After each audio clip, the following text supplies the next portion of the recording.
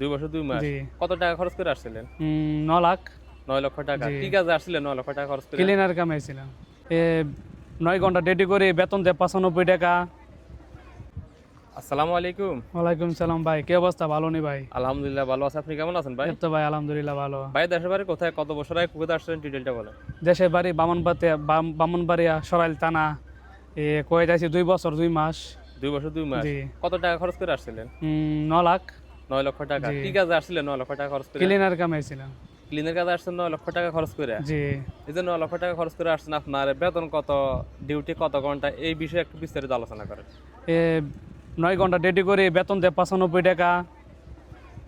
9 ঘন্টা ডিউটি 95 দিনের কুয়েতি বেতন। জি, জি। 95 দিনের কুয়েতে মনে হয় কত 38,000 টাকার মতো 38,000 টাকা বাংলাদেশের। হ্যাঁ, এর ক্ষেত্রে আপনার খাবার থাকা এই খরচগুলো কার?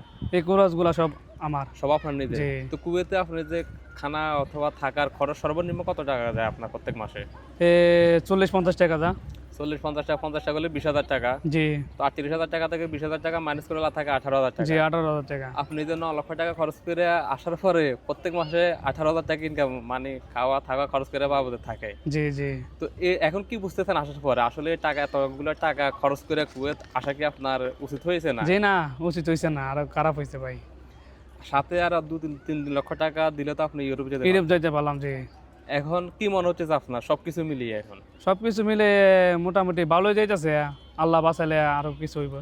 আরো কিছু হবে। জি। কি এই 9 ঘন্টার পাশাপাশি কোনো কি জি না, part-time কোনো কাজ কাম করি না।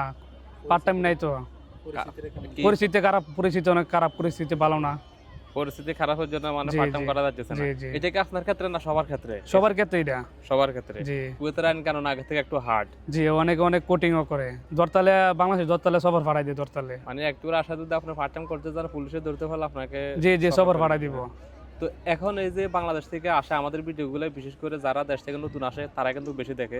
তারা জানতে চায় আমাদের কাছ থেকে ভাই আমিও কাজে যাবো যে আপনি কি ক্লিনের কাজ করেন না? জি, জি। ক্লিনের কাজে যাবো আমাকে এত এত টাকা বেতন দিবে বলছে অথবা পার্ট টাইম দিবে বলছে। তো পার্ট টাইমের উদ্দেশ্যে কিছু বলার আছে আপনার কুয়েতে কি পার্ট টাইম পাওয়া যায়? জি না, পার্ট টাইম অত সহজে পাওয়া যায় না। সহজে পার্ট টাইম পাওয়া করতে গেলে অনেক লিস্ট নেওয়া লাগে। লিস্ট ছাড়া তো পার্ট টাইম করণ জানা ভাই। রিস্ক বলতে কিরকম?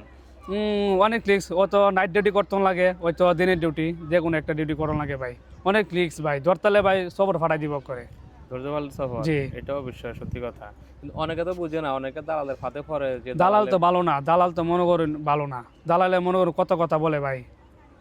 দালালে বুঝে অনেক বলে আপনি কোম্পানিতে এত টাকা বেতন পেলে পার্ট টাইম করে আরো 40-50 জি না, টাকা জি না, জি না, লস ভাই।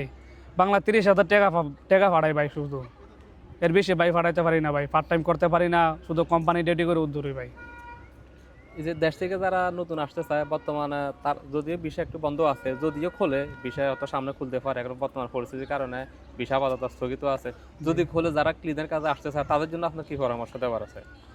ভালোইব, ফ্রি ভিসা ভালোইব সবথেকে বেশি। আর ড্রাইভিং ভিসা মাতা মেয়ার এগুলার মধ্যে অনেক ভালোইব ভাই। কিন্তু কোম্পানি ভিসা তাইলে ভাই ভালোইব না। কোম্পানির ক্লিনের কাজে 75 কেডি বেতনে না আসাটাই ভালো। জি, জি, জি। ওকে ভাই, অসংখ্য ধন্যবাদ আপনার মূল্যবান পরামর্শ দেওয়ার জন্য। ভালো থাকবেন। আল্লাহ ওকে হাফেজ। ভাই, ইনশাল্লাহ ভাই।